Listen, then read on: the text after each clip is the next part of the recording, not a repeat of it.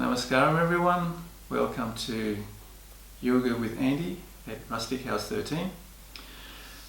Today I'm going to talk to you about something that I call the Burmese Position. Yes, I'm not sure what the exact name is, but if you know, please let me know in the comments below. For those of you who don't know, I'm actually Burmese by birth, and I remember in my childhood the ladies sitting like this, and I even have vague memories of my mother sitting in this position. So it's very nice, very elegant, for the ladies at least. And I'm going to also explain to you when you should do this and how I think it's useful. But first, I'm going to give you an update on how things are here. We've just come into we've just come into winter, so you can have a look at how things are here. Okay, so let's go to the video.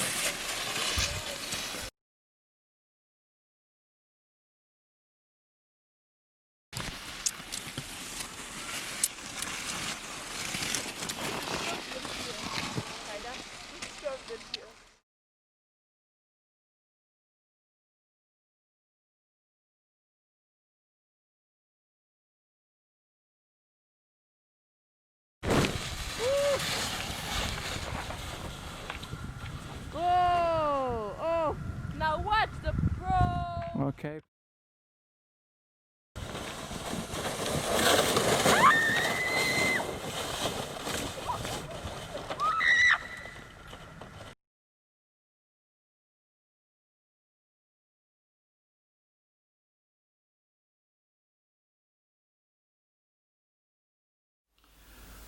Welcome back.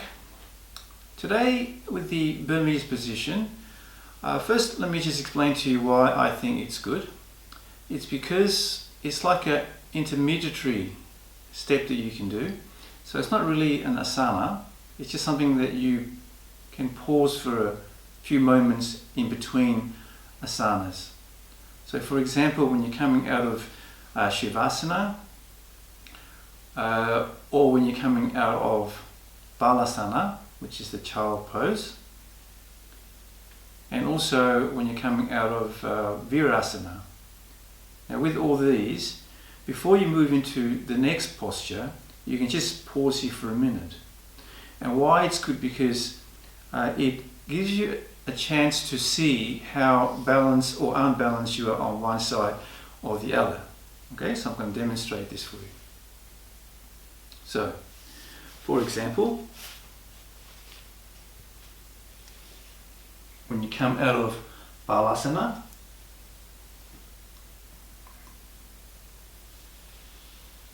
okay, before you go into another posture, whatever that may be, you simply go into the Burmese Position.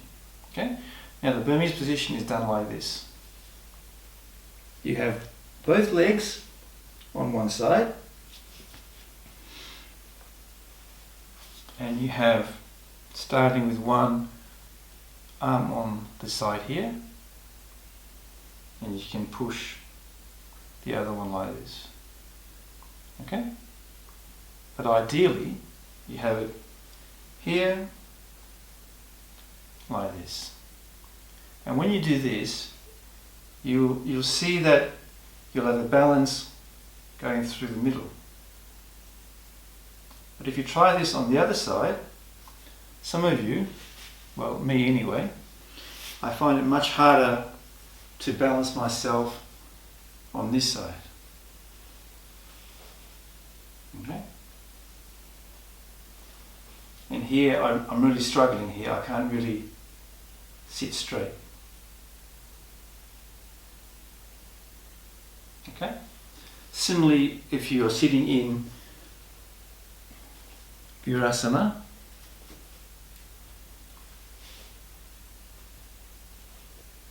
whether it's the simpler one or the slightly harder one, if you're coming out of this and you want to go into, say, a forward bend, before you go into the forward bend, you can do the Burmese position just to come out. And you see that one side is not as balanced as the other side.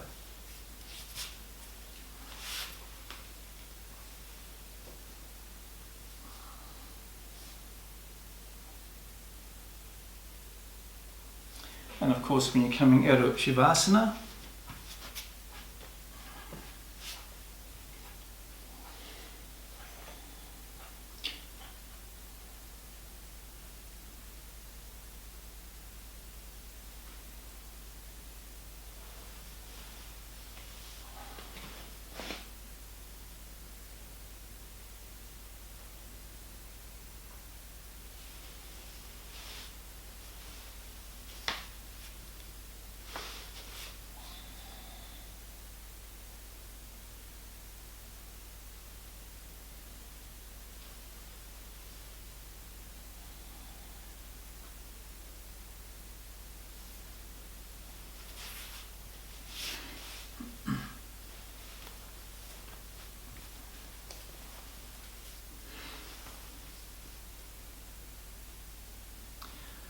now I recommend that when you come out of a position such as Balasana or Virasana, that you do it on the left side.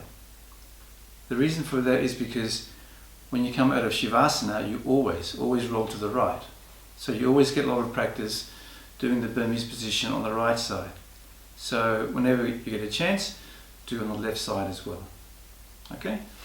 Now, as I mentioned earlier on, this posture is much more elegantly done by the ladies. So I'm going to give you an example of how it looks.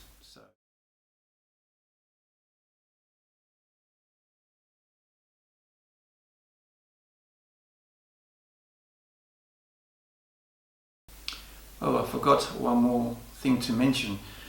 If you want to, you can use blocks or other types of support when you're coming out or when you go into the Burmese position, because if you find that it's too far to go down to the side, you can just do it like this.